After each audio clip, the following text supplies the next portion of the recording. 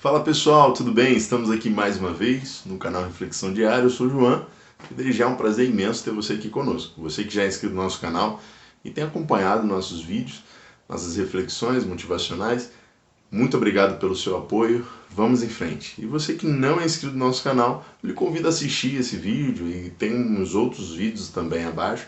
Então se você quiser, fica à vontade.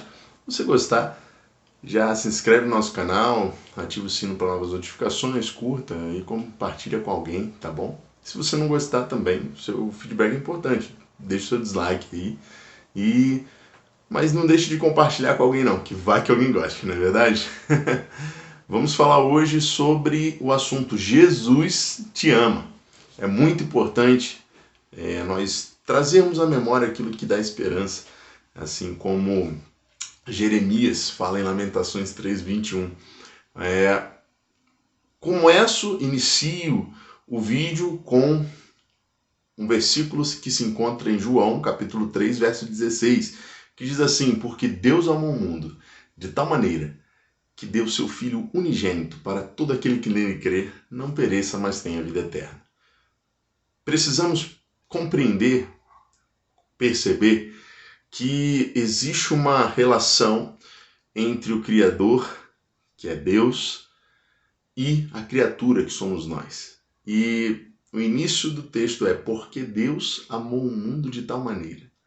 Engraçado que esse versículo, ele inicia com a justificativa para a causa.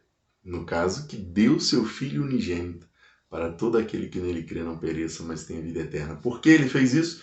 Porque Deus amou o mundo de tal maneira. Isso demonstra o grande amor que Deus tem para conosco. E ele deixa claro, o texto é tão sábio que ele deixa claro que o amor que ele tem por nós é tão grande que todo o sacrifício que ele fez, no caso Jesus Cristo, valeu tanto a pena que ele coloca primeiro: eu amo tanto vocês que eu dei meu filho. Isso é interessante, é claro, destaco. Eu estou fazendo a adequação do texto justamente fazendo uma relação com um tema, Jesus te ama. É claro, abordando da seguinte ideia que nós temos da trindade, da triunidade, 3 em 1, Deus Pai, Deus Filho, na pessoa de Jesus Cristo, e o Espírito Santo, agente transformador, agente consolador. Os três são apenas um. Eles possuem uma, vamos dizer assim, uma especificidade de cada um, é claro, apenas em funções. Deus Pai, é claro, Jesus Cristo, o Filho unigênito de Deus, e o Espírito Santo, que é o agente transformador, o agente consolador, que Jesus falou, e a gente vê a presença dele, a pessoa dele, em Atos dos Apóstolos, ele descendo, e todos foram cheios da presença do Espírito Santo. Gente, esse não é o assunto em pauta, mas se você quiser saber mais sobre isso, já deixa no comentário aí que a gente vai preparar um vídeo para vocês sobre isso. Mas vamos lá. Amor. A palavra de Deus fala que Deus é amor. Quem não ama não conhece a Deus, porque Deus é amor. Assim diz a palavra do Senhor. E nós precisamos compreender que mesmo Deus sendo amor, ele destaca, no texto, através da sua palavra, que ele amou o mundo de tal maneira, ou seja, uma maneira que até para ele seria indescritível. Então, nós não conseguimos tangenciar esta medida de amor. Nós não conseguiríamos entender este amor que ele tem para conosco. E isso é muito interessante, porque desde o Jardim do Éden, na formação do mundo e, consecutivamente, na formação do homem, na criação da humanidade, na pessoa de Adão e também na pessoa de Eva, nós conseguimos entender que a partir daquele momento que houve a ruptura de relacionamento entre o Pai, que é Deus, e o Filho, que é Adão, que é Eva, que são as criaturas, Deus ele já havia preparado um plano da salvação. E esse plano da salvação era justamente para não permitir que a humanidade vivesse uma morte eterna. É para justamente não permitir que nós morrêssemos e ficássemos afastados do Pai. Então, isso que nós precisamos entender, isso que nós precisamos compreender, que Deus, ele, buscando fazer com que nós tivéssemos novamente o livre acesso ao Pai, ele enviou seu Filho para morrer por nós. Morrer por mim, morrer por você, morrer por todos nós.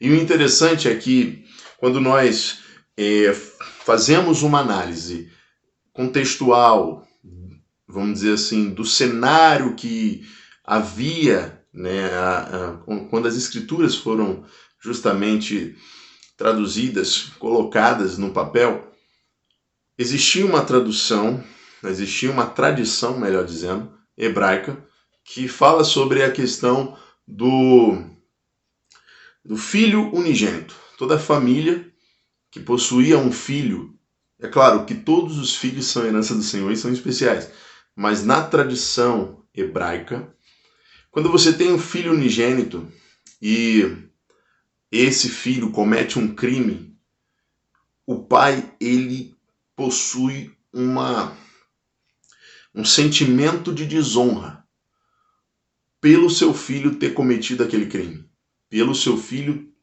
não honrar com o nome dele, não honrar com a família que eles estavam constituindo.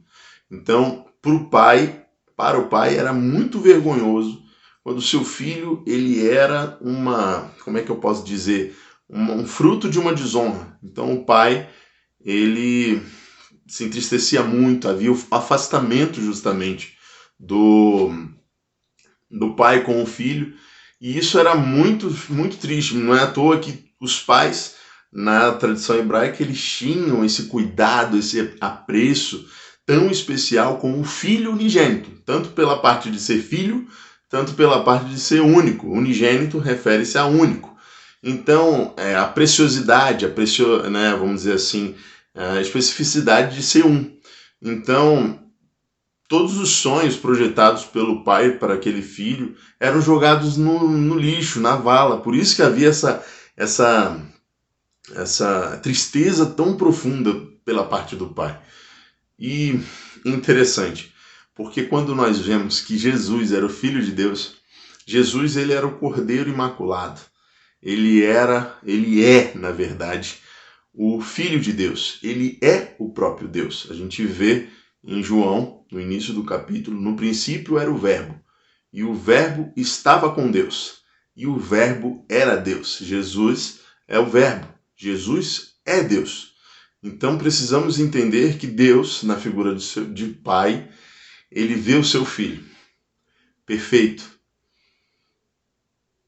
também Criador do universo. E ele fala assim, meu Deus, a humanidade pecou. E agora, como vamos fazer? Imagino, né? A gente tenta tangenciar. É claro que a gente nunca vai conseguir, mas Deus fala assim, conversando com Jesus Cristo, meu filho, eu vou te mandar para morrer por eles. O filho pela herança, o filho da herança, na verdade. O filho unigênito, ele veio para morrer pelos filhos por adoção, que somos nós. Isso pela criatura. O Criador enviou o seu Filho, que também era o Criador, para morrer pela criatura. O Cordeiro Imaculado veio e sacrificou-se por nós, pecadores. Gente, vocês querem uma prova maior do que essa de amor? Precisamos compreender, enquanto isso eu vou até abrir aqui, em 2 Coríntios, para que os irmãos possam entender mais um pouco sobre isso. O amor, eu até escrevi isso no meu livro, o amor é uma escolha. E a escolha nós conseguimos entender a partir desse versículo, inclusive. Porque Deus amou o mundo de tal maneira que ele deu seu filho. Para você dar algo, você precisa optar para agir. Você precisa olhar aquilo, entender como uma opção e tomar uma decisão. E a decisão, ela foi tomada. A partir desse momento surge a escolha. Deus é amor. E Ele fez uma escolha. O amor, ele é uma escolha. E Deus, Jesus, todos os dias escolheu te amar. Escolheu nos amar. Para que possamos ter a cada dia mais a presença dele em nosso meio. Precisamos que o Espírito Santo habite em nós para que vivamos a vontade do Senhor. E ele todos os dias se faz presente, batendo na porta, como a palavra de Deus fala, eis que estou à porta e bato. Então, se você abrir, ele vai entrar e vai cear com você. Ele quer ser seu íntimo, ele quer ter você no lado dele. Ele quer guiar os seus passos, ele quer se fazer a cada dia mais o Senhor e Salvador da sua vida, da minha vida, de nossas vidas. E isso é gratificante, porque quando nós entendemos que o Senhor nos ama, nós ficamos constrangidos, ficamos sem palavras, porque que amor é esse? Um amor que excede todo entendimento, um amor que não conseguimos mensurar, medir, tocar, tangenciar. E eu vou complementar, aperfeiçoar esse vídeo com uma palavra que se encontra em 1 Coríntios, eu falei 2 Coríntios anteriormente, é 1 Coríntios, me perdoe. Capítulo 13, verso 4, que diz assim: o amor é paciente, o amor é benigno, o amor não arde em ciúmes, não se ufana, não se ensoberbece, não se conduz inconvenientemente, não procura os seus interesses, não exaspera, não se ressente do mal, não se alegra com a injustiça, mas regozija-se com a verdade. Tudo sofre, tudo crê, tudo espera, tudo suporta. E eu finalizo com o verso 8, parte A. O amor jamais acaba. Jesus nos ama, ele sofreu por nós. Ele cria que nós teríamos livre acesso ao Pai. Ele cria que nós estaríamos mais íntimos dele. Ele cria que faríamos a vontade dele em nossas vidas, que é boa, perfeita e agradável. Ele espera por nós e ele tudo suportou por nossas vidas. Acho que muitas pessoas desejam preparar mensagens para pregar nas igrejas, nas ruas, ou até mesmo para as suas famílias. Mas eu acho que a maior pregação que a gente tem que falar é sobre justamente o plano da salvação, que é a maior prova de amor que Jesus fez para conosco. Ele deu a sua vida por nós, por uma morte que na época era a mais desonrosa de todas, a morte de cruz, a morte que você não morria, sendo bem enfático,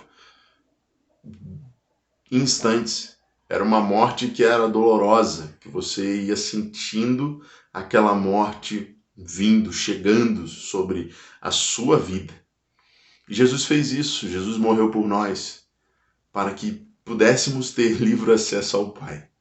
E que daqui a um pouquinho de tempo nós vamos encontrá-lo e vamos cear com ele. E é isso que nós precisamos entender. Não sei como você está, não sei o que você está passando, mas nunca se esqueça que Jesus te ama e ele tem um plano para a sua vida. Não somente nessa vida terrena, porque ela é muito rápida e muito passageira, mas sim para a vida eterna. O meu propósito de fazer esse vídeo é de trazer uma reflexão, trazer um despertamento sobre nossas vidas, para que possamos a cada dia entender que nada nesse mundo irá nos separar do amor de Deus. Eu espero muito que você tenha gostado desse vídeo. Se você gostou, curta. Se você não gostou, deixe seu dislike, não tem problema.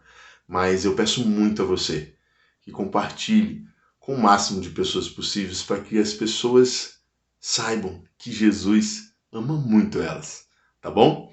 Espero muito que você tenha gostado, um forte abraço, que Deus possa continuar abençoando a sua vida. Deus abençoe, forte abraço.